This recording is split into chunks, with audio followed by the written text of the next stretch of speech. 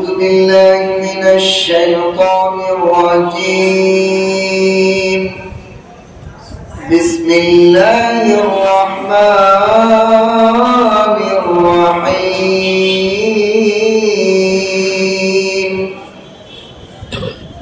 إن الله فالق الحب والنوى يخرج الحي من الميت ومخرج الميت من الحي ذلكم الله فأنا تؤفكون. فالق الإصباح وجعل الليل سكنا والشمس والقمر حسبانا ذلك تقدير العزيز العليم. هو الذي جعل لكم النجوم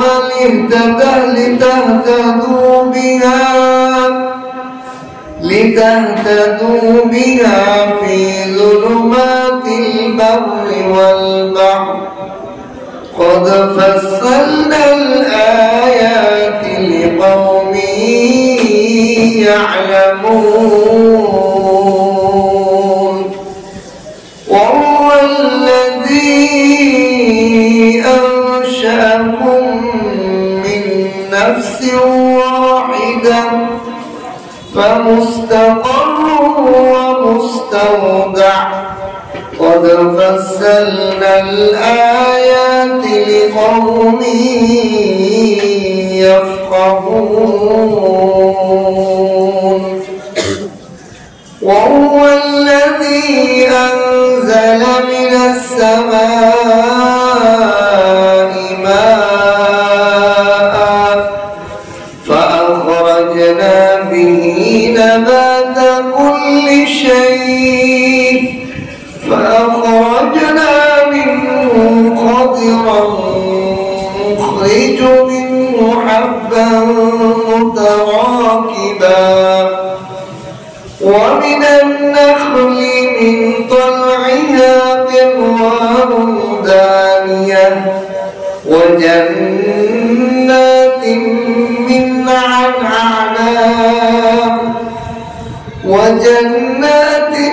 من أعناب والزيتون والرمان مشتبها وغير متشابه انظروا إلى ثمره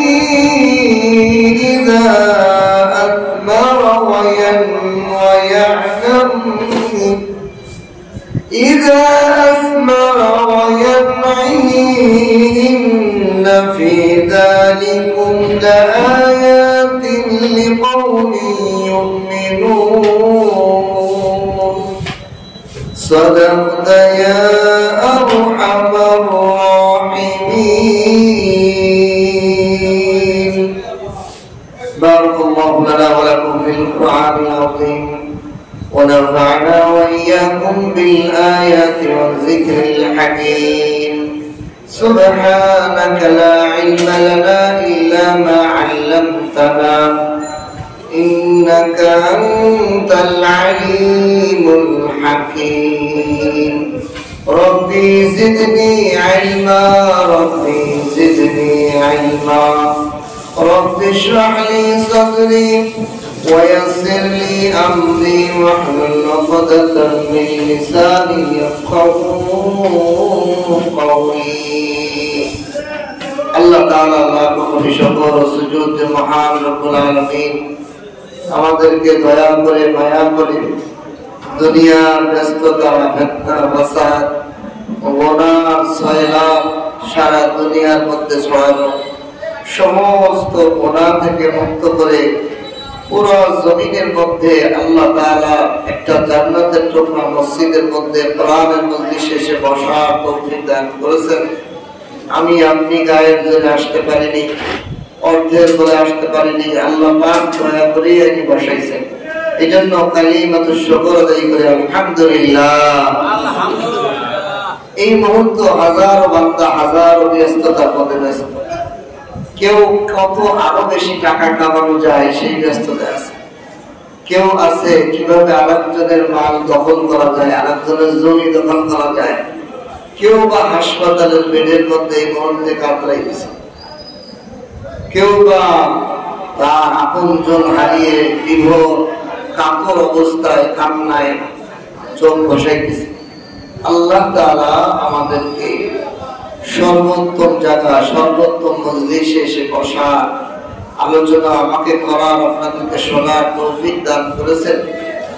এর শুকরিয়া যদি কিয়ামত পর্যন্ত সিজদায় পড়ে কাটাই তাও সম্ভব না। আল্লাহ, এজন্য আমরা অন্তরে অন্তঃস্থল থেকে আবার কালিমাতুশ শুকর আদায় করি আলহামদুলিল্লাহ। আলহামদুলিল্লাহ। আসলে আল্লাহর কালাম না পড়লে, না বুঝলে আল্লাহর চেনা যায়। আজকের আয়াতগুলোর মধ্যে আল্লাহর যে কত ক্ষমতা, আল্লাহর যে কত কুদরত চোখের সামনে আল্লাহ রাখছে, এটা আমরা চিন্তা ভাবনাও করি না। এই আয়াতগুলোর তাফসীর যদি আল্লাহ আমাকে বলার তৌফিক দান করে, আপনাদের বুঝার শোনার তৌফিক দান করে, আজকে সূরাতুল আনআমের 95 নম্বর আয়াত থেকে 99 নম্বর আয়াত, 5টি আয়াত আমি তেলাওয়াত করেছি। আল্লাহ যেন আমাকে এই আয়াতগুলোর পরিপূর্ণ ভেদ রহস্য উন্মোচন করে আপনাদের সামনে বর্ণনা করার এবং আমাদের সকলকে আয়াতগুলো থেকে আমল করার তৌফিক দান করে বলেন আমিন। আমিন। জগৎ হলো তিনটা। কয়টা? একটা হলো অন্ধকার জগৎ, মাটির তলে। এই জমিনের তলে আমরা কি করে দেখি না, আমরা ধান সরিষা মাটির তলে ঢুকাই দিই, কিন্তু ওই জগতে কি হয় এটা জানি? ওই জগতের কোনো কিছু আমরা করতেও পারি না, দেখি না, বুঝি না, ঠিক কিনা? আর একটা হলো জমিনের উপরে জগৎ, আর একটা হলো শূন্য জগৎ, আকাশ, যেটা আমরা ধরা ছোঁয়া দেখি কিন্তু ধরা যায় না, ছোঁয়া যায় না। তারকা, চাঁদ, কত গ্রহ নক্ষত্র আল্লাহ সৃষ্টি করছেন, সূর্য, এগুলো ধরা ছোঁয়ার ঊর্ধ্বে আমরা ঊর্ধ্ব জগৎ দেখি। আরেকটা হলো আমাদের সাথেই থাকে, গাছপালা, ফল ফুল, আমরা মানুষজন দেখতেছি, চোখ হাত পা। তিন জগতে কারিশমা কুদরত কার হাতে? আজকের মূল কথা হইটা আল্লাহ বলবেন, তুমি আমার বাদ দিয়ে কার ইবাদত করো? তোমার পায়ের তলে জমিনের ভিতরে কৃষ্ণা সব আমার হাতে। তুমি যে জমিনে চলতেছ, ফল মূল শাক সবজি খাইতেছ, সবের কুদরত আমার হাতে, আমি গড়াই। আবার আকাশের দিকে তাকাও, নক্ষত্র, চন্দ্র, সূর্য সব আমি না, একটু বিশৃঙ্খলা হয় না, একজন স্রষ্টা, সব আমি করি। আমারে বাদ দিয়ে তুমি কার কাছে সাহায্য চাও, আর কার ইবাদত করো, আর কার পিছে দৌড়াইতেছ? আল্লাহ তাআলা এই আয়াতগুলোর মধ্যে আল্লাহ পাকের কুদরত, আল্লাহ পাকের প্রতি বিশ্বাস, ভালোবাসা, আল্লাহর ইবাদত করতে হবে, এই বিষয়গুলোর দিক নির্দেশ করেছে। প্রথম আয়াতে আল্লাহ তাআলা বলেন, ইন্নাল্লাহা ফালিকুল হাব্বি ওয়ান নাওয়া।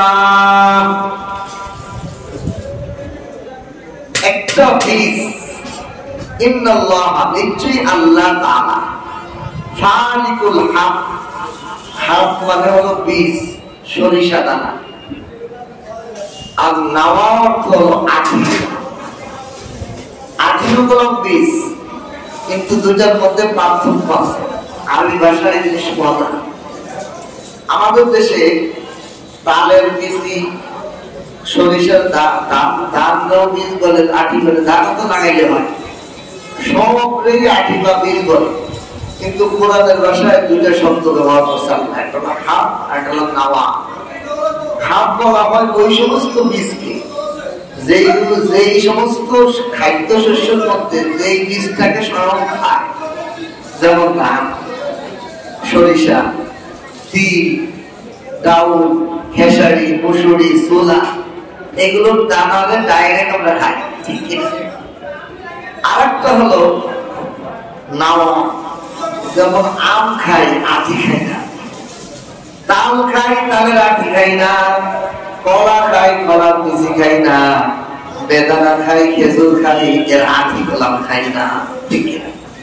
এটাকে বলা হয় কোরআনের ভাষায় নাওয়া, কিন্তু বাংলা ভাষায় সবকে বিচি বলে, বিচি, আটি। আঞ্চলিক ভাষা বিভিন্ন জায়গায় আটি বলে। এই দুটোটা আল্লাহ তাআলা বলেন, এই আটি এবং বীজ, এটাকে নিশ্চয়ই আমি আল্লাহ পাঠিয়ে দেব। সুবহানাল্লাহ।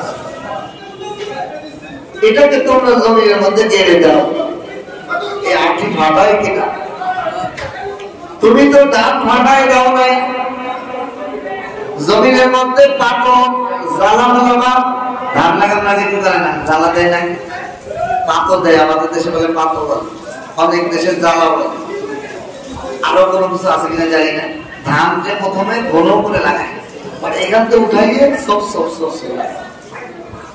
এই যে তুমি ধানটা দিলে জমিনের মধ্যে, কাদার মধ্যে ফেলে দিলে, মাটির তলে ঢুকাই দিলে, এই আঠিগুলোকে কে ফাটায় বলেন?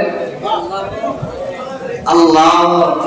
এখন বর্তমান একজন কৃষক, একজন যে লোককে কাজের জন্য নিলে, ধান কাটার জন্য, তারা 800 থেকে 1000 টাকা দৈনিক বিল। এখন যদি আল্লাহ কইতেন তুমি এই যে জমিনের মধ্যে ধান দিছো, এরকম দিলে হইব না, ফাটায় ফাটায় তারপরে দাও। বলেন কত কর্মচারী লাগতো ধান চাষ করা, সব কৃষকের দ্বারা সম্ভব? আল্লাহ। অথচ এই কৃষক প্রতিদিন ধান লাগায়, বছরকে বছর ধান লাগায়, সে একবারের জন্য চিন্তা করে না কে ধানটা ফাটাইল, এই ধানটা ফাটিয়ে অঙ্কুর কে গজাইল, এই তালের আটিটা কাইতে ধান করতে একজন মানুষের ঘাম ছুটে যায়, এই তালের আটিটা কে ফাটিয়ে মধ্যে থেকে অঙ্কুর ধান করলো।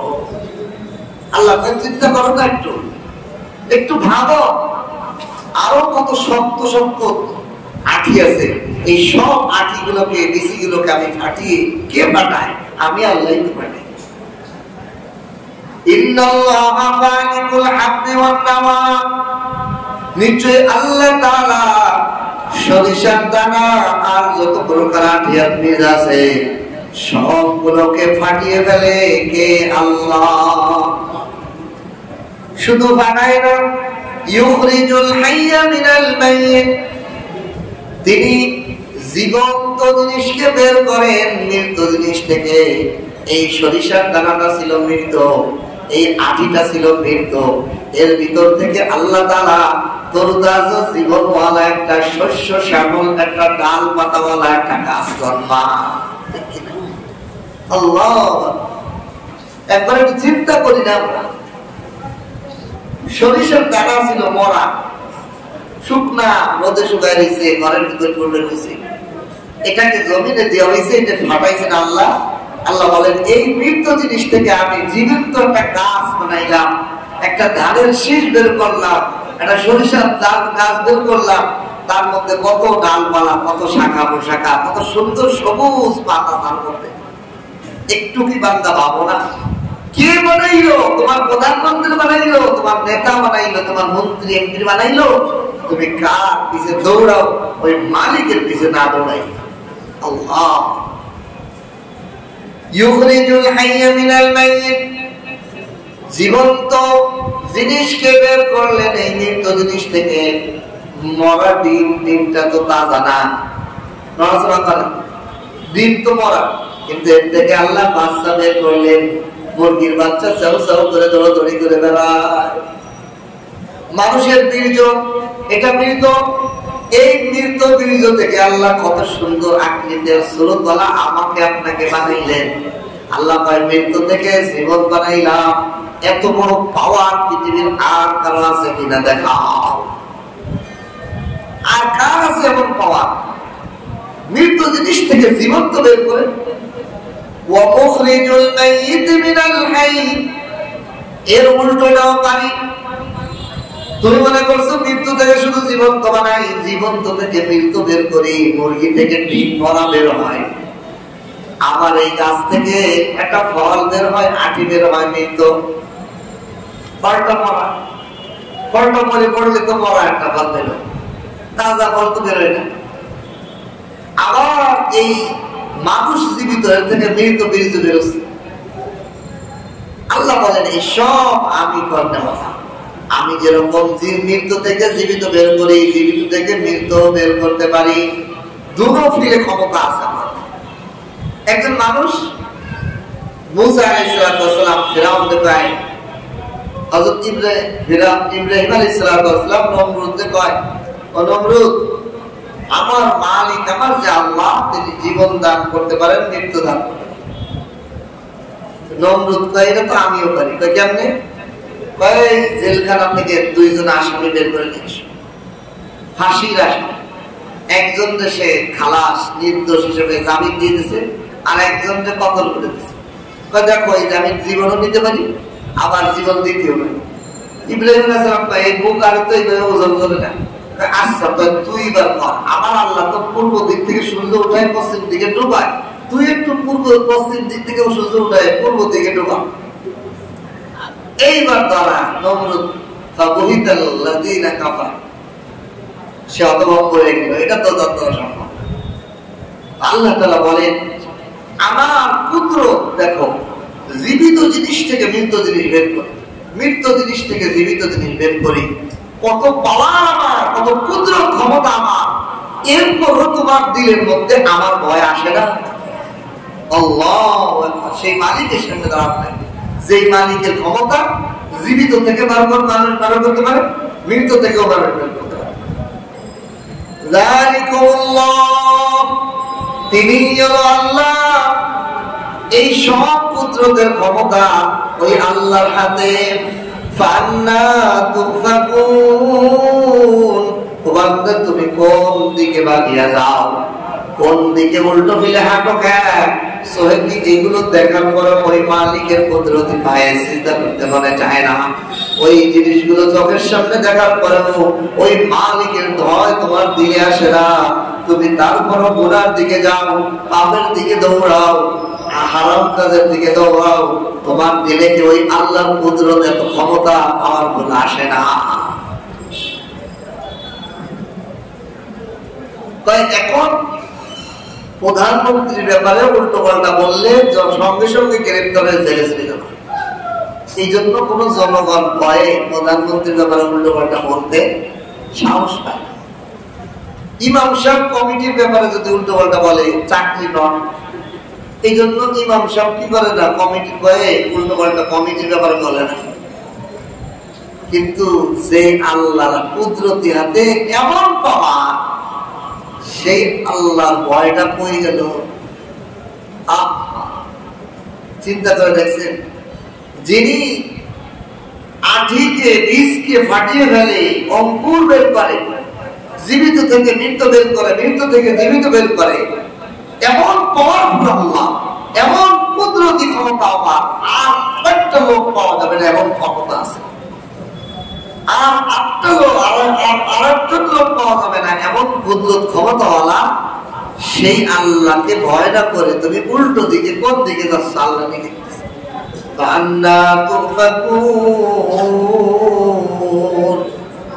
কোন দিকে ভাগিয়া যাও? ও বান্দা, তুমি চিন্তা করো না, এগুলো একটু দেখো না, একটু ভাবো না।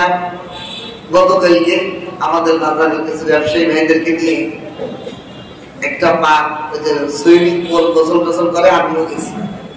কারণ আলেমুলামা না গেলে মানুষ তো বুঝবে না কি করতে রইবে। খালি ওখানে জমাজমি গোসল করলাম, পার্কে যাই ঘুরে আসলাম, এটা না।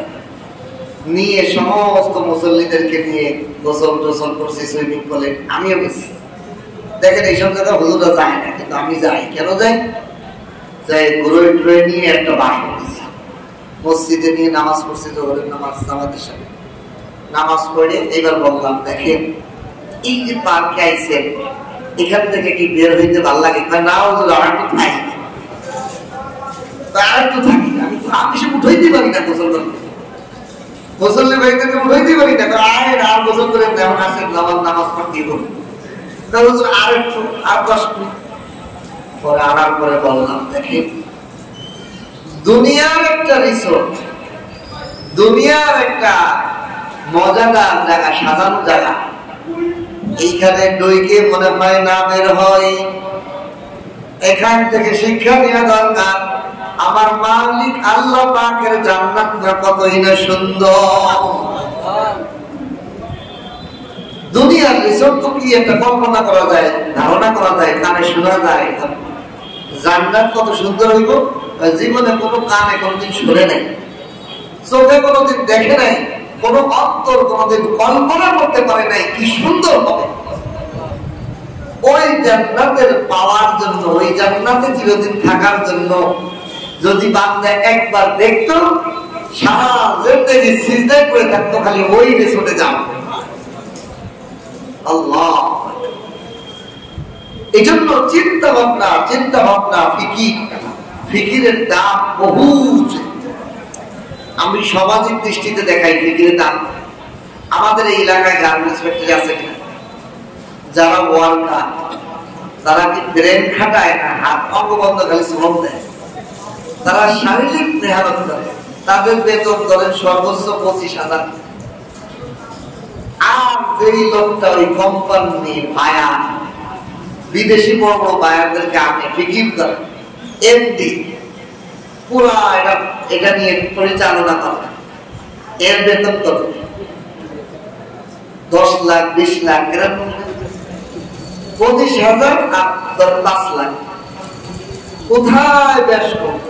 অথচ এই এমডি এসি গাড়িতে আসে, এসি রুমে বসে, আবার এসি বড় টাকার বেতন নিয়ে চলে যায়, ঠিক কিনা?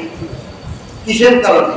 সে কোনো শারীরিক কোনো পরিশ্রম করে না, বরং কোম্পানি বলে সেগুলো গামে না, এজন্য একটা এসি এলা গাড়ি দেয়, সেজন্য না গামে, এই জন্য এসি এলা একটা রুম দেয়, অফিসের রুমটাও এসি এলা, তার পানি খাওয়া, তার নাস্তার জন্য তার একজন পিয়ন রেখে দেয় কোম্পানি, ঠিক কিনা? তার বসের সমস্ত কাজকর্ম করে দেওয়ার জন্য একজন পিয়ন রেখে দেয়। কিসের কারণে?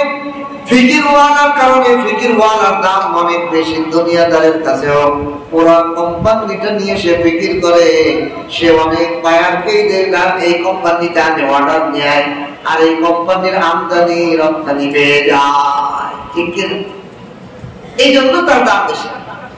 আল্লাহ পাক বলেন, ও আমার দুনিয়ার বান্দারা, এই দুনিয়ার বান্দাদের মধ্যে কিছু আছে ওয়াক্কার, যারা খালি ইবাদত বন্দেগি করে, নামাজ পড়ে, জিকির করে, সিজদা করে, হজ করে, রোজা রাখে, যাকাত দেয়। কিছু বান্দা এমন আছে যারা আমি আল্লাহকে নিয়ে ফিকির করে।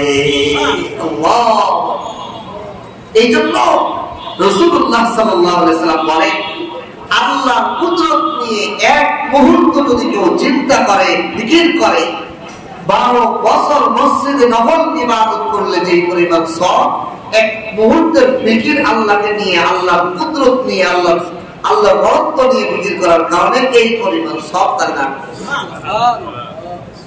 এজন্য আল্লাহ বলেন, ইন্নাল্লাহা ফালিকুল হাব্বি ওয়ান নাওয়া, নিশ্চয়ই আল্লাহ তাআলা বীজ এবং আঠি এবং এই বীজগুলোকে ফাটিয়ে ফেলেন। ইখরিজুল হাইয়্যা মিনাল মাইয়িত, আল্লাহ কিভাবে দেখো জীবিতকে বের করে মৃত্যু থেকে, ওয়া মুখরিজুল মাইয়িত মিনাল হাইয়্য, এবং মৃত্যুকে বের করে হাই থেকে, জীবিত থেকে। যালিকুমুল্লাহ, এই সব আমার আল্লাহ করেন, আল্লাহ করেন। কত কুদরতি কৃষ্ণা আমার আল্লাহ ঘটান।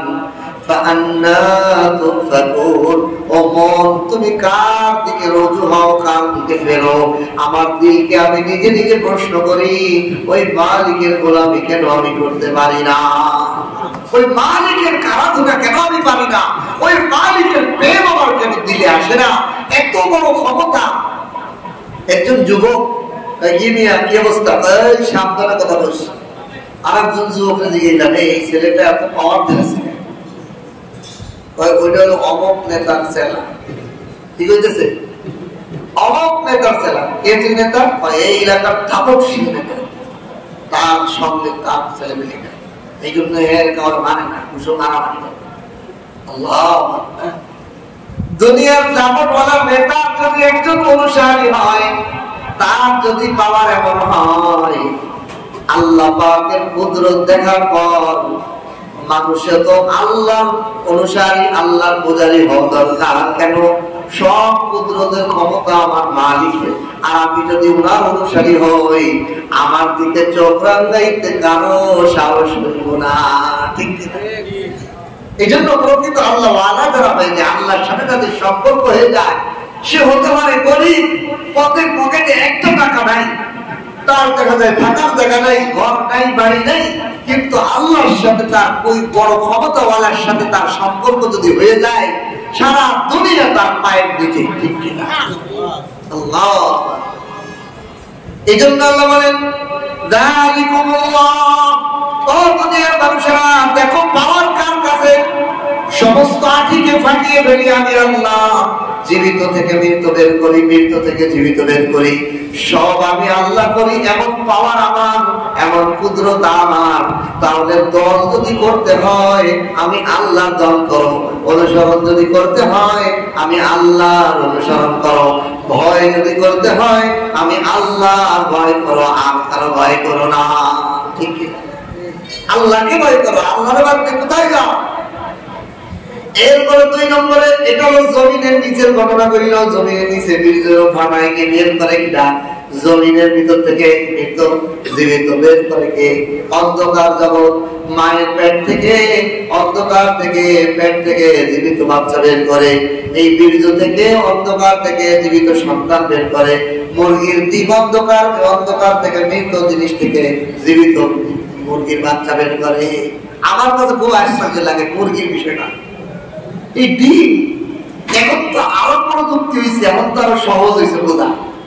এখন তো মুরগি লাগে না, লাইট দিয়ে ডিম থেকে বাচ্চা ওঠে। কিন্তু লাইট এটা কার বলেন? সূর্যের আলো বলেন, লাইট বলেন, এই আলো বলেন, সবটা আল্লাহ। মানুষ বলে যে কত কিছু আমরা করি, কিছুই না, সব আল্লাহ দিয়ে জিনিস দিয়ে। আল্লাহ খালি আমরা তত্ত্বাবধান করতেছে, আল্লাহ করাই দিচ্ছে, সেটাও আল্লাহ করাই দিচ্ছে। আল্লাহ যেন হাতে শক্তি না দিত, চোখে দেখার শক্তি না দিত, কানে শ্রবণ শক্তি না দিত, মনে কল্পনা না দেন, ওই সব আল্লাহ, আল্লাহর কুদরতে হয়। আলো দিয়ে, লাইট দিয়ে ডিম, মানে এই যে ঘন্টা খানেকের মধ্যে বাচ্চা উঠেছে, দেখছেন না আপনারা? ইন্টারনেটে আমার সহজ এগুলো দেখা। লাইট দিয়ে 1 ঘন্টার মধ্যে ডিম দিয়ে বাচ্চা উঠে গেল। লাইটের একটা মাত্রা আছে, পাওয়ার আছে, ওই পাওয়ার অনুযায়ী আলো বাড়াই দেয়, ডিমটা অটোমেটিক গরম হইতে হইতে হইতে টুস করে দেয় যে মুরগির বাচ্চার মুখ ওখানে পাঠিয়ে গেছে। কি আল্লাহ পাকের বন্ধু। এখন বিষয়টা হলো, আপনি আলো দেখছেন ঠিক আছে, কিন্তু ডিমটার মধ্যে কুসুম আর সাদা কিছু বানিয়েছিল, এইটা দিয়ে পশম, বিভিন্ন কালারের পশম, বিভিন্ন কালারের একই মুরগির ডিম, কিন্তু বাচ্চাগুলোর কালার ভিন্ন ভিন্ন, রং ভিন্ন ভিন্ন। কে বানাইলেন? একবারের জন্য কিন্তু চিন্তা ভাবনা করি, কার কুদরত, কোথায় কোথায়। আমরা একটা মেশিন বানাইলে প্রোডাক্ট একরকম বেরোবে, কিন্তু আল্লাহর মেশিন গুলায় বলে, আল্লাহ দেখো তোমরা এই জন্যই বান্দার, আমি এই জন্যই আল্লাহ, আমার প্রোডাক্ট একরকম বেরোয় না, রং কালার ভিন্ন ভিন্ন। সামনে আসতেছে আল্লাহ বলেন, ফারিকুল ইসবাত। এইবার দেখো তোমাদের চোখের সামনে আরো কত ঘটনা দেখো। এই যে সকালবেলা কে আমি ফাটিয়ে দেই, সকালবেলা আলোকে ফাটাই দেই। রাতের অন্ধকারে রাখা ছিল, অন্ধকার ফাটাইয়া আমি আলোকে প্রস্ফুটিত করি। ঠিক কিনা? দুনিয়ার কোন শক্তি আছে রাতের অন্ধকার রাতকে দিন বানাই দিতে পারবো? হ্যাঁ, যদি বলতে পারেন যে হুজুর লাইট জ্বালাই না, কিন্তু দেখবেন লাইট জ্বালাই দিলেও লাইট যেখানে পৌঁছায় নেই সেখানে অন্ধকার। আপনি সারা দুনিয়া যদি লাইট জ্বালাই দেন, তারপরও আপনারা সবাই তো বেড়ায়, কিন্তু আল্লাহ যে বাতি জ্বালায়, সেটার অন্ধকার হইল কবে দিন। সুবহানাল্লাহ। আল্লাহ তাআলা বলেন ফালিকুল ইসবাহ, এই সকালকে রাতের থেকে প্রস্তুত করে দেই, ফাটিয়ে দেই, সুন্দর করে বিকশিত ঘটাই সকালকে। কে করে? আমি আল্লাহই করি। তোমার চোখের সামনে আমার পুত্র, তার উপরেও তুমি আমি আল্লাহ ব্যাপারে খবর নেই। প্রতিদিন সকাল দেখো, রাতের অন্ধকার চিরে সুন্দর করে সকাল আসতেছে। কে করলো? একবারের জন্য চিন্তা ভাবনা করলেন।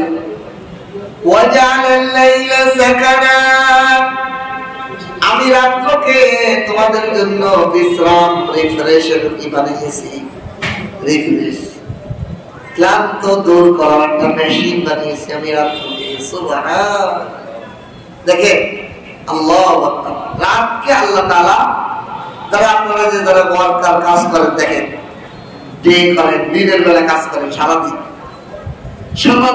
কাজ করে মনে হয় যে শরীর আর বিকেল বেলা চলে না, বিকাল 5টায়, ঠিক কিনা?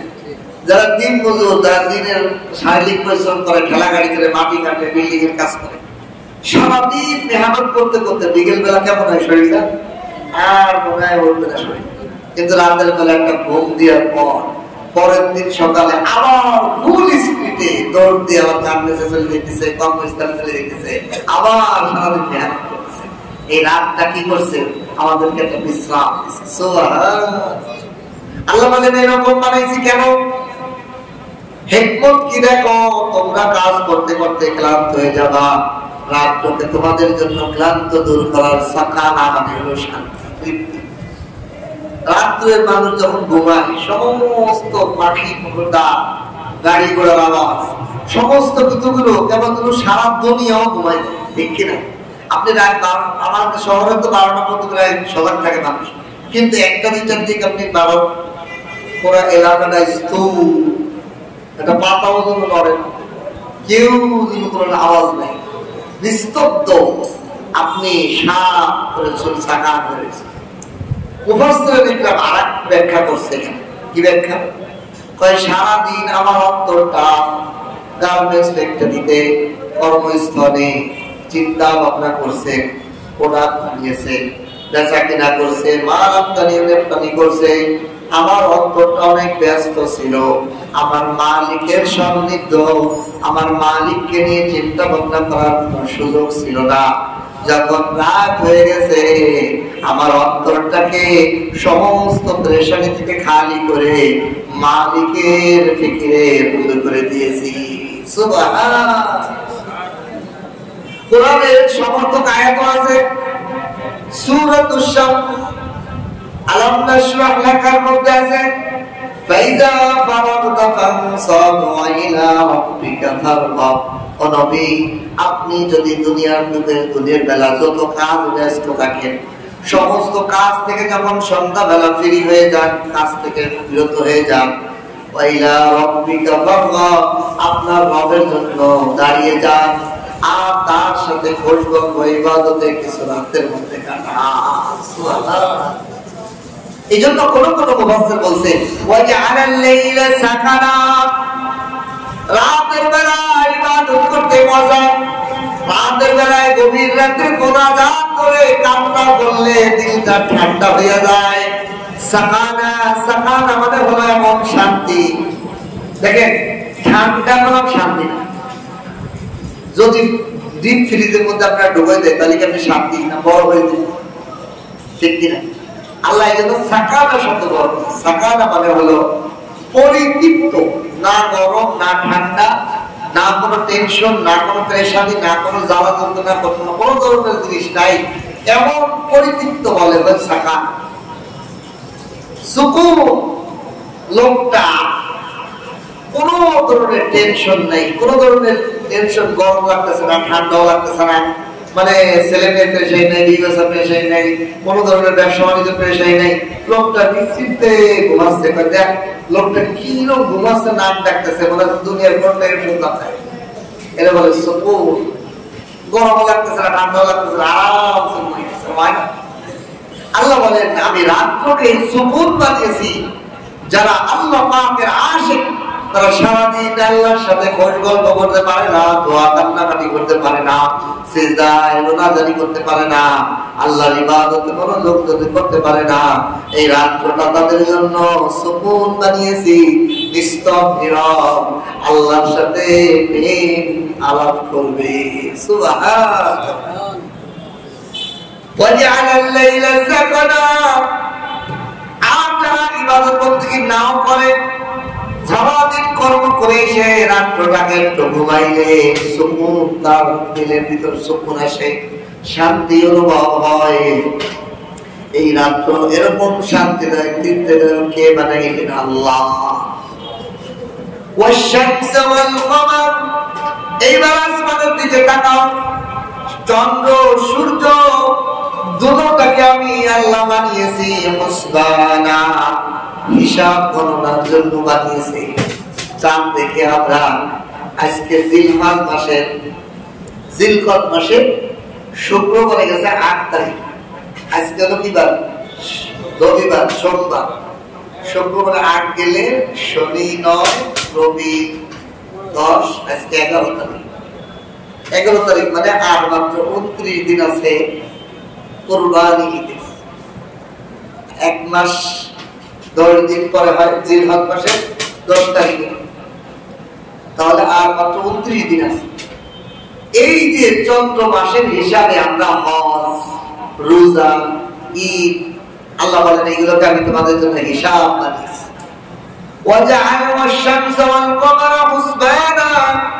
চন্দ্র এবং সূর্যকে তোমাদের গণনার হিসাব বানিয়েছি। চন্দ্রের মাধ্যমে তোমরা বছর গণনা করো। চন্দ্রের মাধ্যমে হলো বছর, চন্দ্র মাস, সূর্য মাস। চন্দ্রের মাস হলো আরবি আর সূর্যের মাস হলো ইংরেজি। ইংরেজিতে আমরা বছর গণনা করি জানুয়ারি, ফেব্রুয়ারি, মার্চ। এইটা হলো সূর্যের গণনা। আর চন্দ্র মাসে হলো আরবি মাস। বাকি আরবি মাস হিসেব রাখা প্রত্যেক এলাকায় একজনের উপর ওয়াজিব আলাল কিফায়া। ওয়াজিব আলাল কিফায়া। কোন এলাকার মুসলমানদের মধ্যে পুরো এলাকার একজন মানুষের আরবি হিসাব নাই, আরবি মাসের আর রমজান মাস কবে, ঈদ কবে, এদের কোনো না তারিখ জানা নাই, কোন মাস চলতেছে, কয় তারিখ চলতেছে, আজকে যে জিলকদ মাসের 11 তারিখ চলতেছে এটা জানে না এলাকার মানুষ। সমস্ত এলাকার মানুষ অজিব তরফের গুনাহগার। বুঝতে পারছেন? তাহলে এই তারিখগুলো কমপক্ষে ইমাম সাহেবরা দেখতে আলেম ওলামারা নাই। হ্যাঁ, দিনটা মুসল্লিরাও রাখে, এই তারিখগুলো রাখতে হবে। বাকি ইংরেজি সব জানুয়ারির কয় তারিখ, বাংলা বর্ষের কয় তারিখ, আষাঢ় মাস, শ্রাবণ মাসের কয় তারিখ, বর্ষাকালের কয় তারিখ, এইগুলো জানার মধ্যে কোনো গুনাহ নেই, কোনো সওয়াব নেই। এগুলো প্রয়োজনীয় রাষ্ট্রীয়, আপনার অফিসে যান, কয় তারিখে ছুটি হবে, কয় তারিখে হবে, এগুলো রাখা যাবে। কিন্তু আরবি মাসের হিসাব রাখা ওয়াজিব আলাল কিফায়া, কেউ না কেউ রাখা হয় ওয়াজিব। সবার মধ্যে একজন রাখলে সবাই গুনাহ থেকে বেঁচে যাবে। বাকি যে রাখতে পারবে সে একটা আদর্শ সুন্নাত রাখবে, আরবি হিসাব রাখা। এই দুটোটাকে আমি গণনা কি বানিয়েছি।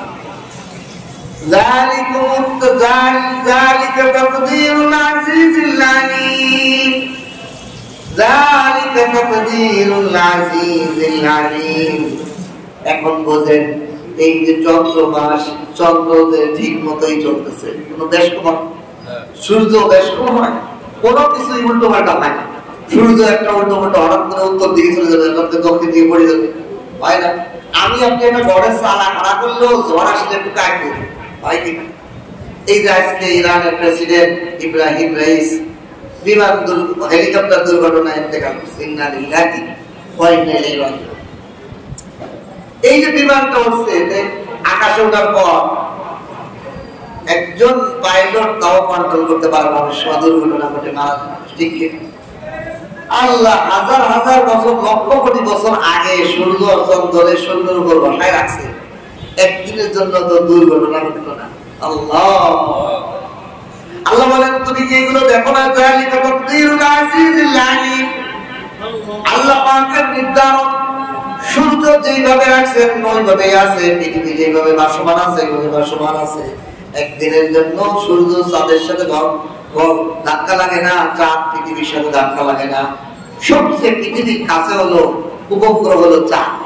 এই চাঁদটাও তো একদম দশ করে এসে যদি এই পৃথিবীর সাথে কলেজের মতো ঠোঁটে খাইতে পারতো না, তাহলে ওই পাশে যত মানুষ আছে ঘর বাড়িতে সব পুরো ঘুরে দিতে না। আল্লাহ পায় যা দিকে আমার নির্ধারণ কত সুন্দর। দেখো তোমরা হাঁটতে যাবা না, তার দুর্ঘটনা ঘটে, অ্যাক্সিডেন্ট ঘটে। আর আমি যে নির্ধারণ করে রাখছি সুন্দরবন কোনদিন বিশৃঙ্খলা হয়। আমার এই কুদরত, এই পাওয়ার, এই ক্ষমতা তুমি একটু চিন্তা করো না বান্দা। লক্ষ লক্ষ কোটি কোটি গুণ বড় সূর্য, 13 লক্ষ গুণ বড় পৃথিবীর থেকে, 13 লক্ষ গুণ বড় সূর্য। এত বড় সূর্যকে আমি বাসায় রাখছি, সেটা তো তোমাদের কাছে এসে যেতে পারতো, আসে না। আসলে তোমাদের পৃথিবীটা পুড়ে তামা হয়ে যাইত। আমি নির্ধারণ করে রাখছি, তোমাদের ওই নির্ধারণ গতিতেই তোমাদেরকে পাক করাই। অত দূরতেই পার সে ঘুরতেছে, কিন্তু আমাদের পৃথিবীর কাছে আসে না। কাছে আসলে কত দুর্ঘটনা। জালিকা তাকদীর, এগুলো তারই নির্ধারণ। আজিজিন, পরাক্রমশালী, কত দাপট, কত ক্ষমতা, কত কুদরত। আলিম, সব জানেন আমাদের ক্ষতি হবে নাকি হবে, সব জানেন। এই জন্য এইভাবে নির্ধারণ করে দিয়েছেন। হুয়াল্লাযী জাআলা লাকুমুন নুজুমা লিতাহতাদু, জাআলা লাকুমুন নুজুমা লিতাহতাদু বিহা ফি যুলুমাতিল বাররি ওয়াল বাহর। তিনি আল্লাহ, তিনি তো ওই আল্লাহ, ওই স্রষ্টা। জাআলা লাকুমুন নুজুমা, তিনি তোমাদের লেগে আসমানের মধ্যে লক্ষ লক্ষ কোটি কোটি গুণ তারকা বসায় রাখছেন। এখন প্রশ্ন জানলাম, এই তারকা অনেক কি লিখে আমাকে কি এত আসমানে আপনি তারকা লাগাইছেন? এক নম্বর হলো, দেখবেন অনেকে বাসার মধ্যে শখ করে ঝাড়বাতি লাগায়, লাগায় কিনা? যার যত টাকা পয়সা, যার যত বিলাসবহুল বাড়ি, সে কি করে বাসার মধ্যে ঝাড়বাতি লাগায়, ঝিকিমিকি ঝিকিমিকি আলো জ্বলে। ঘুমানোর সময় বিভিন্ন আলো এরকম লাইট মারে, কি মজা লাগে। আর আমরা যারা বইয়ের মধ্যে একটা লাইট কিনতে আমাকে টাকা নেই, আমরা লাইট কিনবো, আমরা একটা লাইট কিনা। কিন্তু যার যত ভোগ বিলাসিতা, সে তত লাইট লাগে। আল্লাহ ভাই বান্দা, আমি কি গরিব নাকি? আমি তো গনি, আমার বান্দার জন্য আমি লাইট লাগাই দিতাম। সুবহান। এক নম্বর, তোমাদেরকে আমি, তোমরা দিনের রাতের বেলা বের হবা, অন্ধকারের জন্য না হয়, তারকার আলো দিয়ে অন্ধকারে তোমরা পথ চলতে থাকবা। 2 নম্বর বড় ফজিলত হলো, বড় ফায়দা হলো, লিতাহতাদু, তোমরা রাস্তা পাবা। সাগরের মধ্যে, মরুভূমির মধ্যে, যেখানে রাতের বেলা সফর করবা, লিতাহতাদু বিহা, এই তারকার দিকে তাকাইলে উত্তর দক্ষিণ ঠিক পাইবা। এখনো বাংলাদেশের ইলিশ মাছ যারা ধরে জেলেরা, তাদের কাছে এত টেকনোলজি জিনিস নাই। সাগরের ভিতরে যখন ট্রলার নিয়ে চলে যায়, আমি জিজ্ঞাসা করি সবার কাছে তখন কম্পাস নাই। তারা রাতের আধারে তারকা দেখে ভুল খুঁজে পায়। সুবহানাল্লাহ। আল্লাহ বলেন, আমি জাআলা লাকুমুন নুজুম, এই তারকাগুলোকে বিছিয়ে রেখেছি কেন? লিতাহতাদু বিহা ফি যুলুমাতিল বাররি ওয়াল বাহর, স্থলে জলে অন্ধকারের মধ্যে তোমরা রাস্তা খুঁজে পাবা। কোন দিকটা, কোন দিক বাম, এই তারকা তোমাদেরকে দিক নির্দেশনা দিবে। সুবহানাল্লাহ।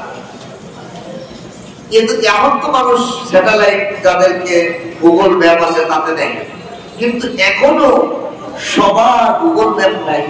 যারা চাইলে তারা তো ইন্টারনেটই বোঝে, প্রকৃত চাইলে মোবাইল বাটন ফোন ছাড়া কিছুই নেই, ঠিক কিনা? মোবাইলও থাকে না। এই যে সাগরের মধ্যে ট্রলার হারায় যায়, মোবাইল থাকলে তো নেটওয়ার্কে পাওয়া যায়, এরা কোথায় আছে খোঁজই পাওয়া যায়। তারা রাতের আধারে ডাইনে তাকাইলেও পানি, বামে তাকাইলেও পানি, সামনে পিছে সব জায়গা পানি। সাগরের মধ্যে যারা গেছে তারা বোঝে, কুল কিনারা কোনো গাছপালা, খালি পানি দেখা যায়। আপনি কোন দিক যাচ্ছেন এটা বুঝেই যাবেন। আল্লাহ।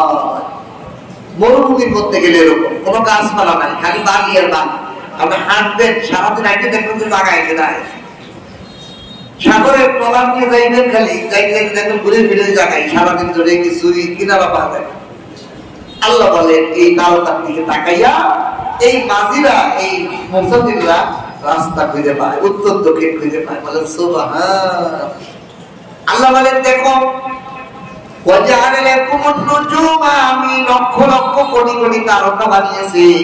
এই তারকা গুলো একটা কত বড়, সূর্য থেকেও বড় বড় তারকা। সুবহান। তাহলে এত ছোট দেখা যায় একটা তারা আলো ছোট দেখা যায়, কারণ হলো আপনি দেখবেন বিমান কন্ট্রোল দেয়, আপনার লোক দিলে একটা বিমান যাচ্ছে দেন, ঠিক কিনা? আসলে বিমান একটু ছোট, বিমান তো বড়, বিমান তো অনেক বড়, কিন্তু অনেক দূর দিয়ে যায় কারণে ছোট মনে হয় আপনার দুটো ধরা হবে। তারকাতে বহু দূরে, এই জন্য আলোটা ছোট্ট দেখা যায়, কিন্তু ওটা একটা সূর্য থেকেও আরো অনেক বড়। সুবহান। এইগুলো আমাদেরকে দিক নির্দেশনা দেয়।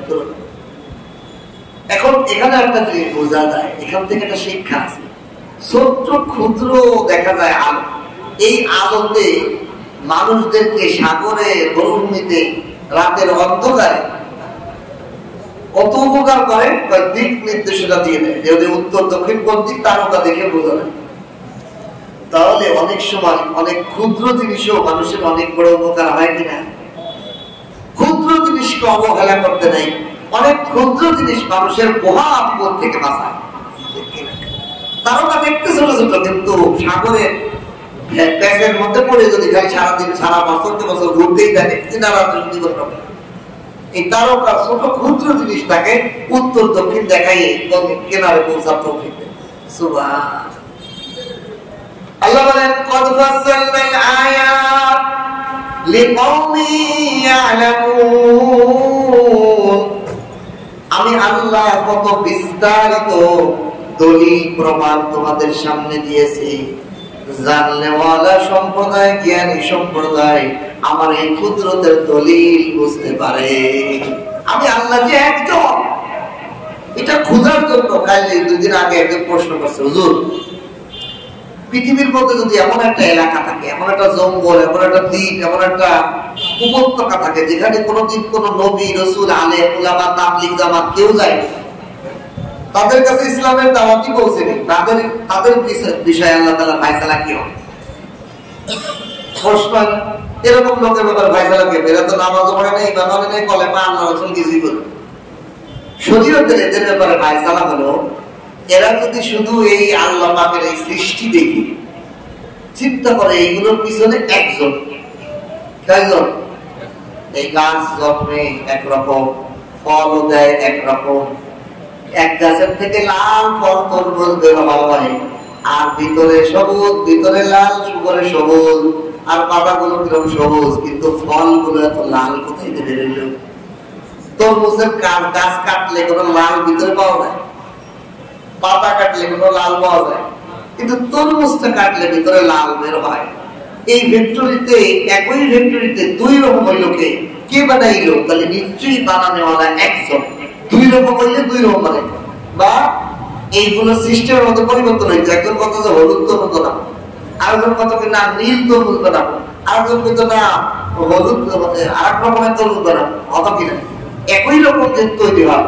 সে যদি মনে করে যে পৃথিবী সব কিছু পরিচালনা করার বলা একজন আছে, এতটুকু ধারণা রাখে, তাহলে সে জান্নাত যাবে। মানে সুবহান।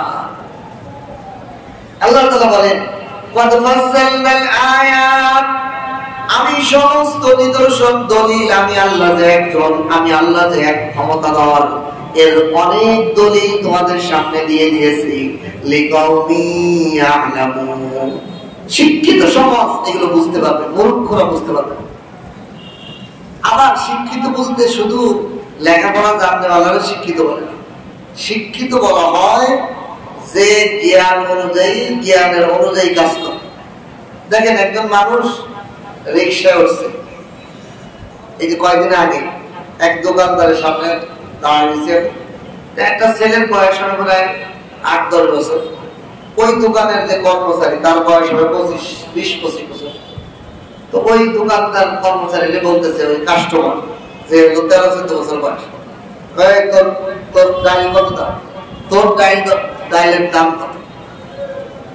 আমি বললাম দেখে এই ছেলেটা ছেলেটা এইটে পড়ে, এই 10-12 বা 15 বছর বয়স, এইটে পড়ে। আপনার বয়স কত? আমার বয়স তো 20-22 বছর। আপনার তুই করি, তোর ব্যাগের দাম কত, তোর ওই প্রোডাক্টের দাম কত? এটা কি একটা শিক্ষিত লোকের ভাষা হইল? অথচ ওই দোকানদার বলল যে আপনি এইটা বলে দিতে পারবেন।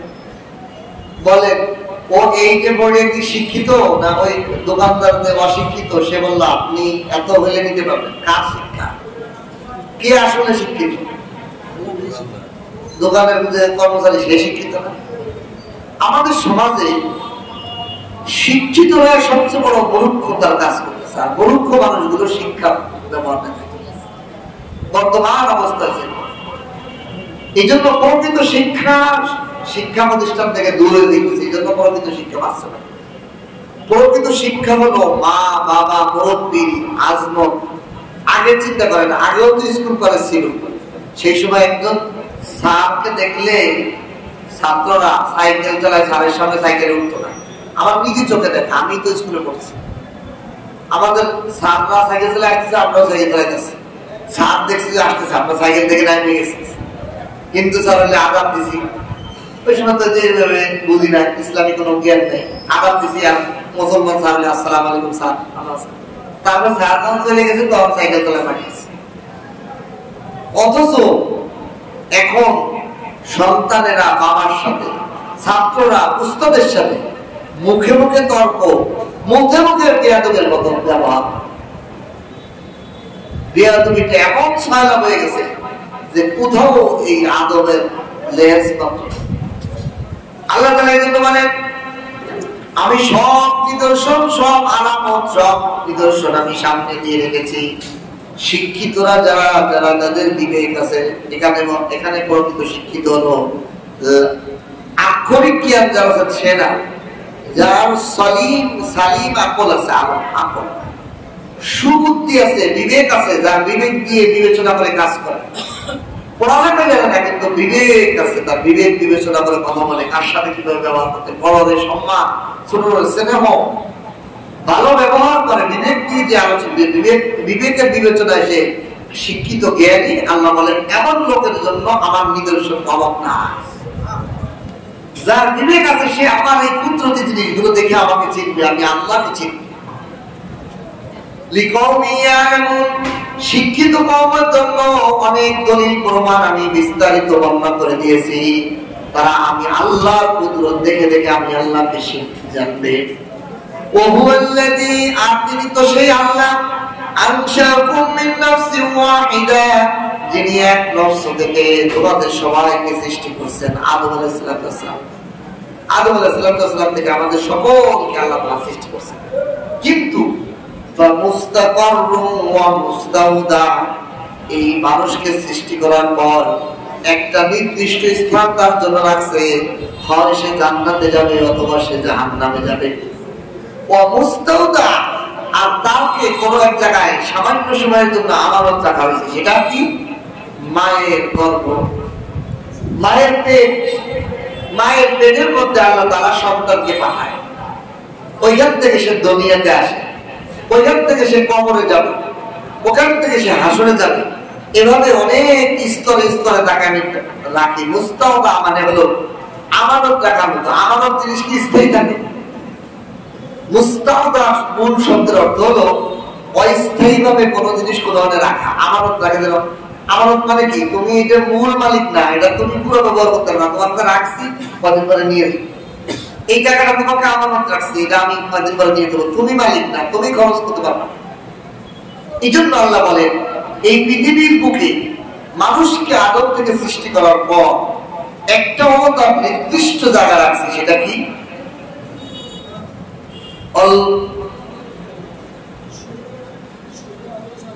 একটা কবরটা কার জন্য? জান্নাতের টুকরো হবে, কবরটা কি হবে? জাহান্নামের টুকরো হবে। তার জন্য জান্নাত এবং জাহান্নাম দুইটার যে কোনো একটা নির্ধারণ রাখছে, নির্ধারণ। 2 নম্বর হলো অবস্তাওদা, কিছু সময়ের জন্য আমানত রাখছে। এর মানে মুফাসসিরিনে কেরামের অনেক মত এখানে আছে। সর্বমূল মত হলো এটা দাঁড়ায় সমস্ত মুফাসসিরদের যে মুস্তাওদা মানে হলো আল্লাহ আমাকে জন্ম দেওয়ার পর আমার যে নির্ধারিত জায়গা জান্নাত অথবা জাহান্নাম, এই জায়গায় পৌঁছানোর পর্যন্ত আমার অনেকগুলো স্তরে স্তরে অবস্থান করতে হবে। এক নম্বর মায়ের প্রথম স্তর কি? বাবার পিঠ, 2 নম্বরে মায়ের পেট, 3 নম্বরে দুনিয়া, 4 নম্বরে কবর, 5 নম্বরে হাসর, 6 নম্বরে মিজান, 7 নম্বরে ফুলসিরাত, এরপরে জান্নাত বা জাহান্নাম। এই ঘাটিগুলো পার হইতে হবে। তাহলে আমি কি এই পৃথিবীতে চিরদিন থাকার জন্য আসছি? তাহলে আল্লাহ তাআলা আমাদেরকে একটা মেসেজ দিয়েছেন, মুস্তাওদা, তুমি আমানত রাখার মতো। তুমি এখানে ছিল বিল্ডিং ঘর বাড়ি বানাই চিরদিন থাকার জন্য ফিকির করো না। সামনের স্টেশনের জন্য তৈরি হও, গাড়ি যে কোনো সময় এসে যাবে। তুমি 3-4টা স্টেশন পার করে এসেছো, বাপের পিঠ থেকে মায়ের গর্ভে এসেছিলে, ওই স্টেশনও পার হয়ে এসেছো, দুনিয়ার স্টেশনে এসেছো বান্দা। এই দুনিয়ার স্টেশনের পরে এহি হাম সব মুসাফির হ্যায়, ওহি আখির ঠিকানা, কোই আগে রওয়ানা হ্যায়, কোই পीछे রওয়ানা।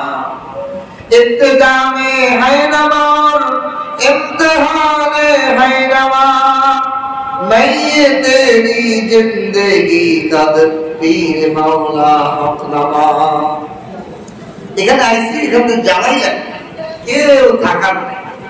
আল্লাহ বলেন এই জন্য নির্দিষ্ট স্থান কি বানাইবা, জান্নাত না জাহান্নাম, এটা তোমার সফর সঙ্গী হবে। এটাই তুমি সফরের মধ্যে বাকি সেটা করো, আমল করো, সেটাই তৈরি করো। এই দুনিয়ার বুকের থেকে তুমি যে সফর করবা আখিরাতের গন্তব্য, আখিরাতের 2টা স্থান, ওইটা তুমি নির্বাচন করবা। এখান থেকেই শুরু করতে হবে। এই দুনিয়া থেকেই আমার জান্নাত জাহান্নাম কামাই নেবে। এই জন্য আল্লাহ তাআলা বলেন মুস্তাকর ওয়া মুস্তাওদা, তোমাদের জন্য আদম থেকে সৃষ্টি করার পর, এক মানব থেকে সৃষ্টি করার পর তোমাদের প্রত্যেকের জন্য অনেকগুলো স্তর রয়েছে। আর লাস্টে জান্নাত জাহান্নাম, নির্দিষ্ট স্থান, ওখানে আর কোনোদিন শেষ নাই, মৃত্যু নাই, কোনো কিছু নেই। আল্লাহ, মাঝে সাথে চিন্তা হয় দুনিয়ার এই ছোট্ট একটা বাসা, বিলাট বাসা নিয়ে আমরা থাকি। এই বাসার মধ্যে কি করব, একটা ফার্নিচার করবো, এরকম ফিকির আমরা করি কিনা? ফ্রিজ কিনতে হবে, করতে হবে, এটা সাজাই। কিন্তু কতদিন থাকবো? নিঃশ্বাসের নাই কোনো বিশ্বাস। আর তারপরে হলো ওটা তো চিন্তা করি না, যেটা চিন্তা করি কি এই বাসা ছাড়িয়ে দিলে এই মাল নিয়ে যাইতে পারে এক বাসায়, কি যে ঝামেলা, ঠিক কিনা? এই জন্য অনেক মানুষ আছে বাসায় বেশি মাল ঝামেলা করে না। কেন করে না? কারণ এই বাসা ছাড়িয়ে দিলে এই মাল সামান নিয়ে এক বাসা যাইতেছে, কি পেরেশানি, যারা বাসা পাল্টায় করা যাবে, ঠিক কিনা? ভারী করা যাবে না। এই জন্য অনেক ফ্যামিলি করে কি বেশি আসবাব বানায় না, বেশি ফার্নিচার বানায় না, এক বাসা থেকে আরেক বাসায় নিতে ভেজাল হইয়া যাইব। এই জন্য আল্লাহ তাআলা বলেন, ও দুনিয়ার মানুষরা, তোমার আখিরাতের সফর করা অনেক লম্বা লম্বা সফর। এই সফরে তুমি কি আসবাব করতেছো, এত সামানা, আসল মাল নাও যেটা তোমার আখিরাতের কাজে লাগবে, সেটার সফর, সেই সামানা সাফ।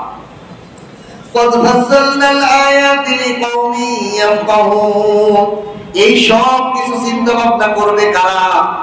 কাদের জন্য আমি সব নিদর্শন, দলিল, প্রমাণ, এই সমস্ত দলিল প্রমাণ সব আমি বিস্তারিত বর্ণনা করে দিয়েছি বিবেকওয়ালা সম্প্রদায়, বুঝনেওয়ালা, সমঝদার, বুঝনেওয়ালা সম্প্রদায়ের জন্য। যারা বোঝে, যাদের মধ্যে বুঝ আছে, বুঝ শক্তি আছে, বিবেক বুদ্ধি আছে, এমন সম্প্রদায় এইগুলো সব দলিল প্রমাণ আল্লাহ তাআলা বুঝবো, আল্লাহর কুদরত থেকে সব। লাস্টে আল্লাহ তাআলা আসমানের দিকে চলে গেছে। ও বান্দা, জমিন থেকে তোমার সামনে ঘুরাইলাম, আসমান জমিন দেখাইলাম, তারকা দেখাইলাম, এইবার চিন্তা করো এই জমিনের মধ্যে এটা ফাটায় কিনা, রস করে কিনা, কি করে, এবার দেখো। আল্লাহ বলেন, ওয়াহুয়াল্লাযী আনজালা মিনাস সামাই মাআ, তিনি ওই আল্লাহ যিনি আসমান থেকে পানিকে বৃষ্টি বর্ষণ করেন, পানিতে ফাখরাজনা বিহি নাবাতা কুল্লি শাই, পৃথিবীর যত ধরনের গাছপালা আছে এই বৃষ্টির মাধ্যমেই জমিন থেকে উৎপাদন বের করে দেন। সুবহান।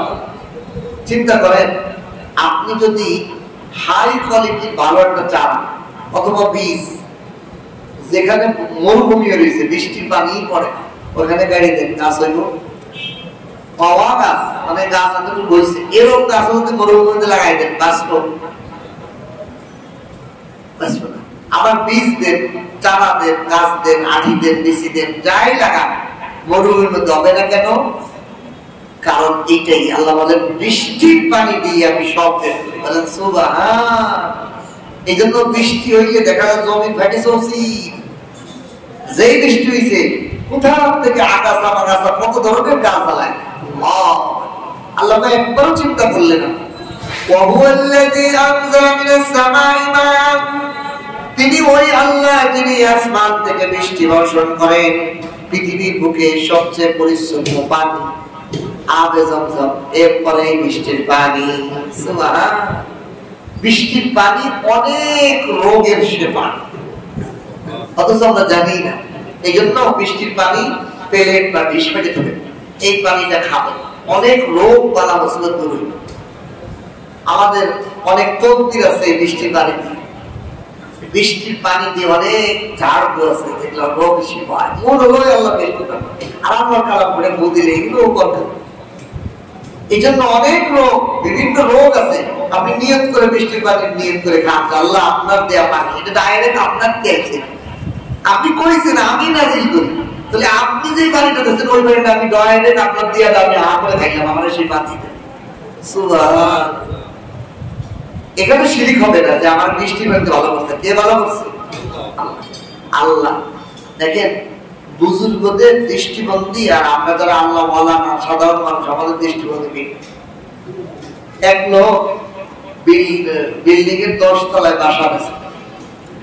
দেখো, সে একজন বুজুর্গের সাথে বিল্ডিং এ উঠতেছে, কাছে হুজুর আমার পাশে তো 10 তলা, উঠতে উঠতে পাও ব্যথা হয়, সবসময় লিফট থাকে না, উঠতে উঠতে কষ্ট হয়, অনেক কষ্ট হয়।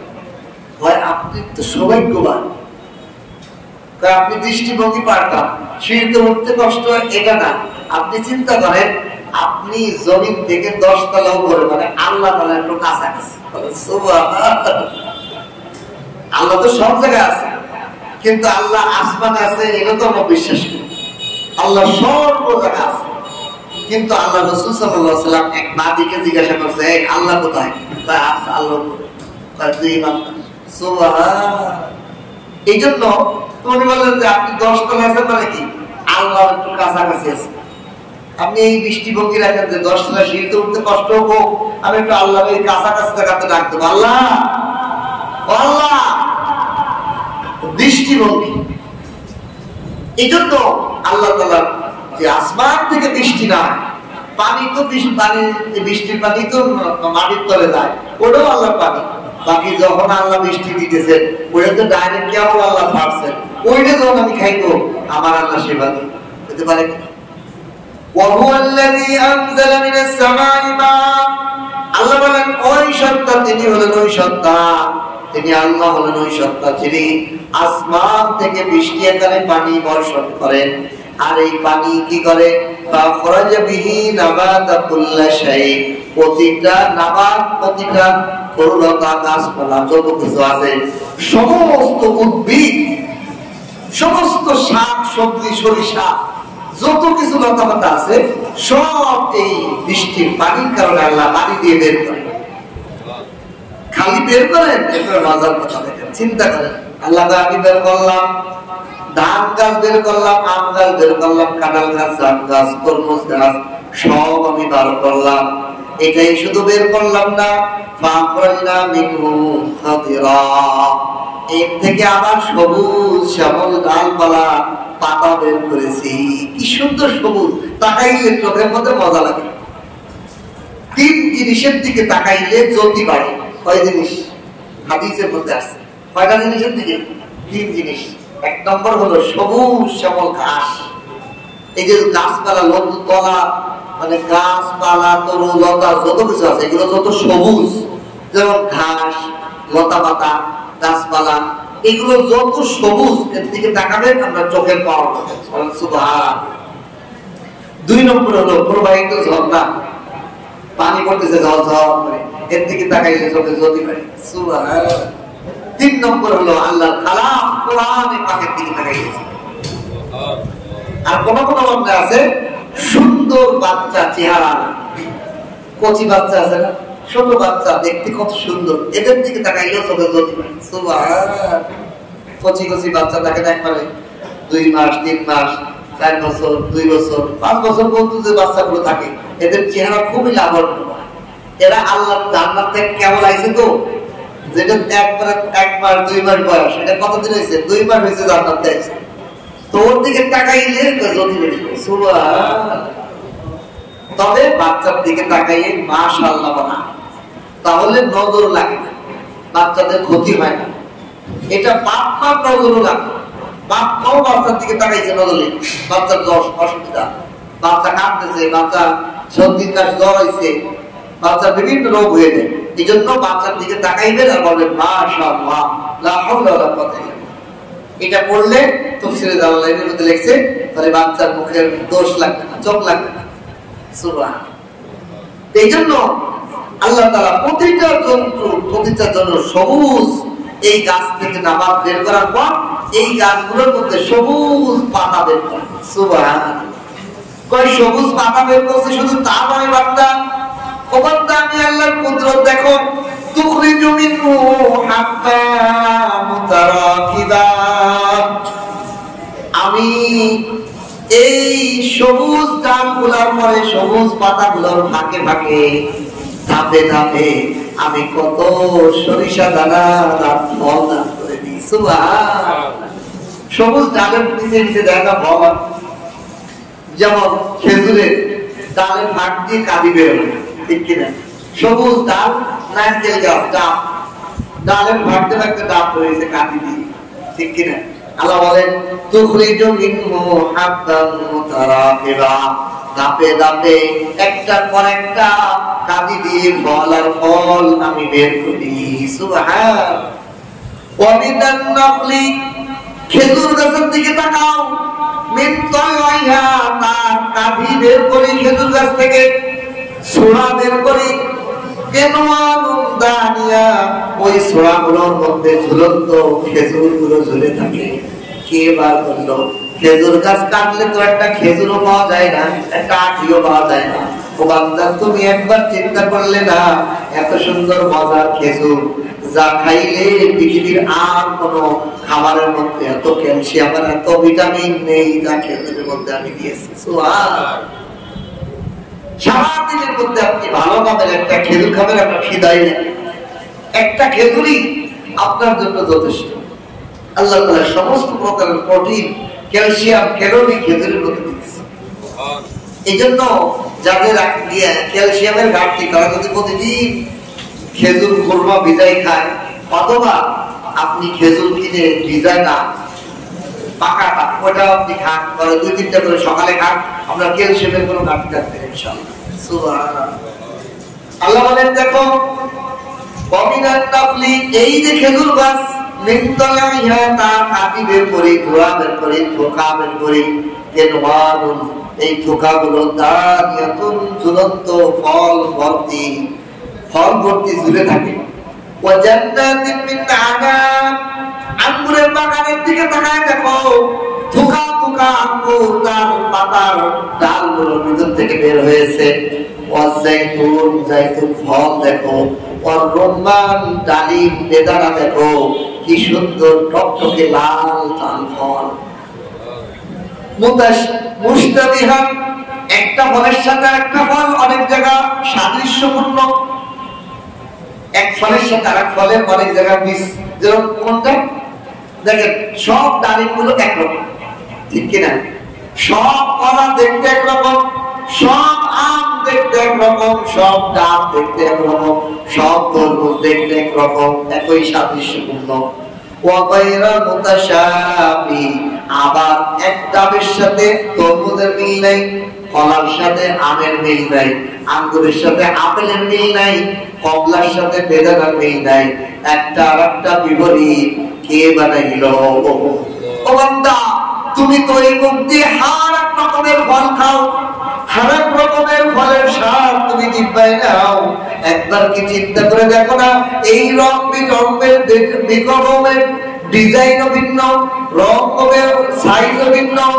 আবার এক প্রকারের ফলের সাইজ একরকম, কলার সাইজ একরকম, তরমুজের সাইজ একরকম, কালার ও ডিজাইন একরকম, কিন্তু তরমুজটা ডাবের সাথে মেলে না, ডাব তরমুজের সাথে মেলে না।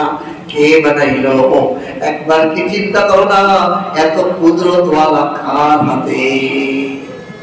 এত ডিজাইন, এত রং, এত কালার, এইগুলো ফলের মধ্যে কে দিল?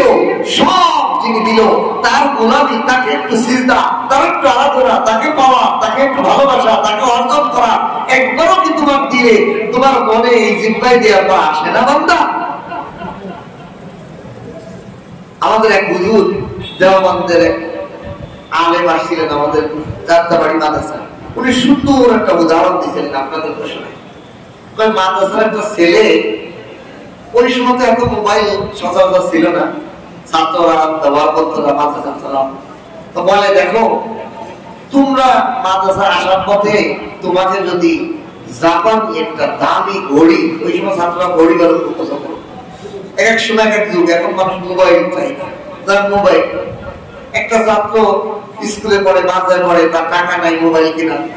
এই মাদ্রাসা আসার পথে যদি একজন যাও, তোমার এই মোবাইলটা দিলাম হাদিয়া, গিফট। ওরে আল্লাহ, বাপ মার থেকেও ওই লোকটা তার কাছে ফিরিয়ে গেছিল, ঠিক কিনা? যে ছাত্র, মাদ্রাসা ছাত্র বা স্কুল ছাত্র যারা মোবাইল পাগল, তার মোবাইল নাই, তার কাছে এটা কি হইল? কবে এই লোকটা আমার বাপ মার থেকেও বেশি বেশি আমার ভালোবাসে, আমার মোবাইল দিতেছে, অথচ তার বাপ মাতার খাওয়ায় ভরা, এটার কোনো দাম নাই। সে বলল যে এখন সে চিন্তা করে মোবাইলটা যখনই হাতে নেয় তার চেহারা তার মনের মধ্যে আসে কিনা। যখনই তার সামনে ওই লোকের কোনো কথা আসে না, ওই লোকের মতো ভালো লোক এই দুনিয়াতে আর নাই। এরকম হইল কিনা? পাগল হয়ে যাইব। যার কাছ থেকে মোবাইলটা গিফট পেয়েছে সেজন্য দুনিয়ার সবচেয়ে প্রিয় মানুষ আমার ওই ছাত্রটা। এই জন্য ওই লোকটার মান পাওয়ার কারণে, ওই লোকটার সামান্য গিফট পাওয়ার কারণে যদি ওই লোকের জন্য আমার কোরআন পড়ে, ওই লোকের ভালো কথা বলে, ওই লোকের আমার প্রশংসা করতে আমার মনে চায়, ওই লোকের ভালোবাসা দিতে ভালো লাগে, ওই লোকের উপকার করতে ভালো লাগে। যে আল্লাহ আমাকে আপনাকে এত সুন্দর সুন্দর ফল খাওয়ায়, যার এক ফলের সাথে এক ফলের কোনো কালারের মিল নাই, রঙের মিল নাই, সাইজের মিল নাই, আবার একই রকমের ফলে সব এক কালার, কলা সব হলুদ। আবার ভিন্ন জাতের কলা হইলে এখন দেখলাম যে কালো কালারেরও কলা পাওয়া যায়, আছে না বাজারে? তবে ওই কলাগুলো সব একরকম, যেই জাতের সেই জাত, যেই জাতের সেই জাত। আল্লাহ তাআলা এত রকম ডিজাইনের জিনিস আমাদেরকে খাওয়াইলেন, আল্লাহ কি চাইলে পারতেন না? বান্দা, তরমুজও একরকম ফল, আনারস একরকম ফল, এর সব এক ডিজাইন করে বানাই দিতেন, দেখতে সব একই ডিজাইন, খাইতো একই ডিজাইন। তাহলে আমরা কি অন্য কোনো ফল চিনতাম? আল্লাহ এই বিচিত্র ফল দিছি, বিচিত্র কালার দিছি, বিচিত্র স্বাদ দিছি। এক ফলের সদস্য আর এক ফলের স্বাদের কোনো মিল নেই। একটু কল্পনা করেন, কলা মুখে দিতেছেন, কলার স্বাদ। এখানে যত মানুষ আছে সবার চোখ যদি আমি গামছা বেঁধে দিই, আমি যদি কলা কাটিয়া বলি না আর মুখে দিই, এটা বলেন কি ফল? আপনারা চোখ বুঝে বলবেন এটা কলা। আমি চোখ বাঁধা অবস্থায় যদি আনারস কেটে আপনার চোখের জিহ্বার পর দেই, আপনি চোখ খুলে বলে দিবেন এটা আনারস। যদি কেটে তরমুজ দেই, আপনি বলে দিবেন তরমুজ। এই যে চোখ বাঁধার পরেও বিভিন্ন কালার, বিভিন্ন স্বাদ, বিভিন্ন অনুভব করে আপনি বলতে পারেন। আল্লাহ বলেন এমন জিনিস আমি তোমাদেরকে বানায় খাওয়াইলাম, আমার কথা কি একবারও চিন্তায় সুবহানাল্লাহ বিসমিল্লাহ জবান বের হয় না। এই জন্য আল্লাহ বলেন ওয়াজাইতুন ওয়ার রুম্মান মুশতাবিহান, এগুলো সব এক সাদৃশ্য। প্রত্যেকটা বেদানা দেখতে একরকম, প্রত্যেকটা জাইতুন ফল দেখতে একরকম, প্রত্যেকটা আঙ্গুর এক জাতীয় আঙ্গুর, সব একরকম, একই ডিজাইন, কিন্তু গায়রা মুতাশাবি, ভিন্ন জাতের সাথে কোনো মিল নাই। আঙ্গুর আপেলের সাথে কোনো মেলে না, আপেল কমলার সাথে মেলে না, কলা আমের সাথে মেলে না, ভিন্ন বিচিত্র রকম বানাইছে। এগুলোর দিকে তাকাও, আম খাওয়ার সময় তাকাও, জাম খাওয়ার সময় তাকাও, এগুলোর দিকে একটু লক্ষ্য করো। ইলা তামারিহি, এই ফলের দিকে তুমি একটু তাকাও, তার এই গাছগুলোর ফলের দিকে একটু নজর করো। ইদা আসবারা, যখন এই ফলগুলো গাছের মধ্যে ধরে, কি সুন্দর করে থাকে। আঙ্গুর গাছে দেখতে কি সুন্দর, খেজুর গাছে দেখতে কি সুন্দর। এই জন্য অনেক মানুষ আছে, একজন আমার এক বন্ধু বলছে কি যে আম কিনে খাবো না, আমি আমের মধ্যে রাগ হয়েছে নাকি, তো রাগ হয়েছে, কিনে কিনে খাইতে ভালো লাগে না, এই জন্য 100টা আম গাছ লাগাইছি। গাছের থেকে ছিঁড়ে খাইতে বাচ্চার কত মজা লাগে।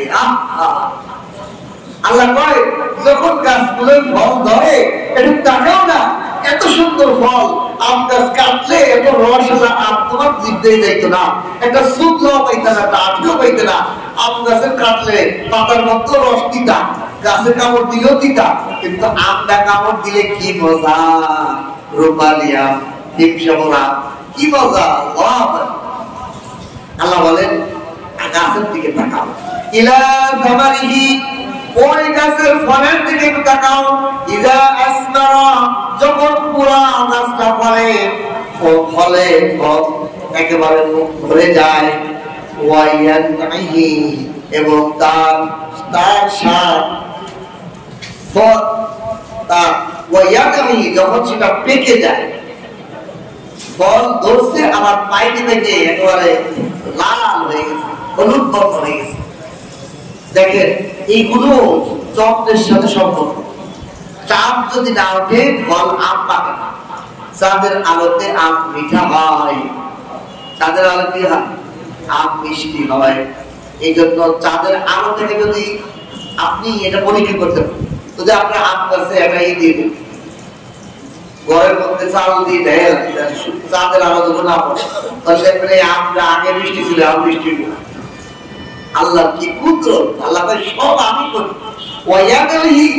তার পাকা, তার পেকে যাওয়ার সময়, তার পাকার সময়টাও তুমি একটু লক্ষ্য করো, কি সুন্দর পাইকে লাল হয়ে যাইতেছে, মিঠা হয়ে যাইতেছে। আগে ছিল কাঁচা টক, এখন পাইকে গেছে।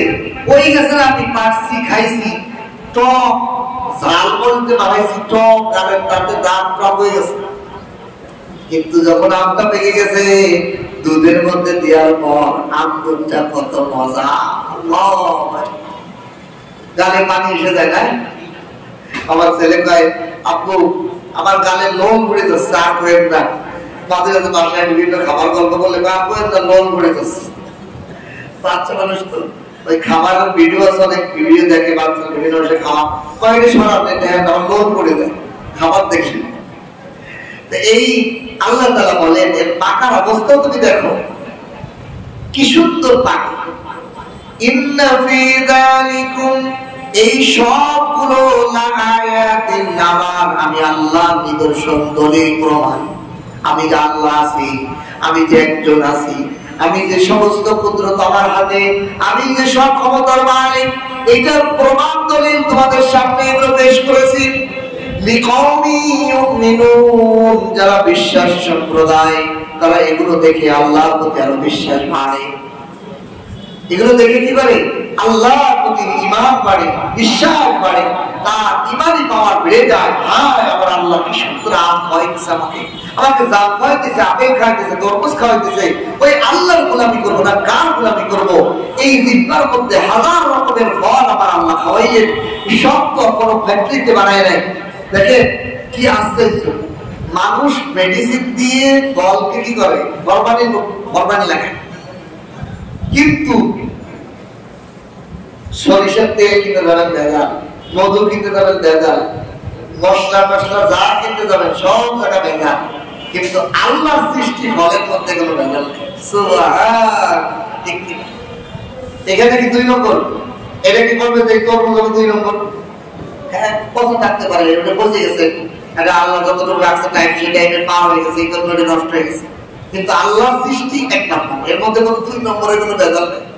সুবহান। আল্লাহ তাআলা বলেন যালিকুম লিআয়াতি লিকাওমি ইউমিনুন, যারা বিশ্বাসী সম্প্রদায় তারা এগুলো থেকে আল্লাহর দলিল, আল্লাহর কুদরত, আল্লাহর প্রমাণ পাবে, আল্লাহর পরিচয় গ্রহণ করবে আর আল্লাহর ইবাদতের মধ্যে মগ্ন হবে, আল্লাহর পূজারী হবে, আল্লাহর ভক্ত হবে, আল্লাহর অনুসারী হবে। আর যারা এগুলোর ঈমান নাই তারা এগুলো দেখবে প্রাকৃতিক ভাবে হচ্ছে, প্রাকৃতিকটা কিনা দুনিয়ার কোনো কিছু এমনি হয় না, আর এই বল বলে এমনি হয়ে গেছে, এর দিকে কেউ নাই। আল্লাহ এই জন্য এই আয়াতগুলো থেকে আল্লাহ পাকের একত্ববাদ, আল্লাহ পাকের কুদরত, আল্লাহ পাকের ঈমান আনা কিছু দিক নির্দেশনা আল্লাহ তাআলা জমিন আসমানের মধ্যে আছে, এগুলো দেখাইছে। এগুলো দেখো, ফিকির করো, তোমার ঈমান বেড়ে যাবে। সুবহানাল্লাহ। আল্লাহ তাআলা আমাদেরকে আমাদের সকলকে আল্লাহ পাকের সৃষ্টি নিয়ে একটু ফিকির করা, যে আল্লাহ কিভাবে এটা বানাইলো, এটা কি সুন্দর হইল, এই স্বাদটা ধরতে চাইল। আপেল কামড় দিলে যে স্বাদ, এটা পৃথিবীর অন্য কোন প্রোডাক্টের মধ্যে পাওয়া যায় বলে। মানুষ যদি অন্য কোন জিনিস দিয়ে আটা দিয়ে আপেল বানায়, এই আপেলের স্বাদ পাওয়া যায়? কাঁঠাল যে আল্লাহ বানিয়েছে, এই কাঁঠালের স্বাদ আর কোন বলের মধ্যে, আর কোন মানুষের সৃষ্টি খাবারের মধ্যে পাওয়া যায় না। যেন আপনি বাসায় গোশত খাইছেন, আমি খাইলাম, আর একজন বাড়ি গোশত খাইছে, তার খাবারের মধ্যে একই রকম। কিন্তু আপেল যে খাইলাম, এই আপেলের মতো স্বাদ আপেল ছাড়া অন্য কোন কিছুর মধ্যে কেউ বানাইতে পারে না। আল্লাহ তাআলা আমাদেরকে আল্লাহ পাকের এই কুদরত বুঝা, আল্লাহর প্রতি ভক্তি হওয়া, আল্লাহর প্রতি প্রেম, আল্লাহকে পাওয়ার একটা পিপাসা, এগুলোর মূল কারণ হলো, দেখেন যে যত যার জিনিস জানে, যার পরিচয় জানে, তার ভক্ত হয়। আল্লাহ এগুলো কেন বলেন? আমার ভক্ত হও, আমার পূজারী হও, আমার আনন্দ পাগল হয়ে যাও। এত কিছু করে আল্লাহরই পূজারী হবো, আল্লাহরই ইবাদত করবো, আল্লাহ ছাড়া কিছু বুঝি না, আল্লাহর জন্য পাগল করাতে। আল্লাহ তাআলা আমাদের সকলকে আল্লাহর পাগল হওয়ার তৌফিক দান করুন, আল্লাহর আশিক হওয়ার তৌফিক দান করুন, আল্লাহর গোলাম হওয়ার তৌফিক দান করুন। আমিন। ওয়া আখিরু আলহামদুলিল্লাহি রাব্বিল আলামিন।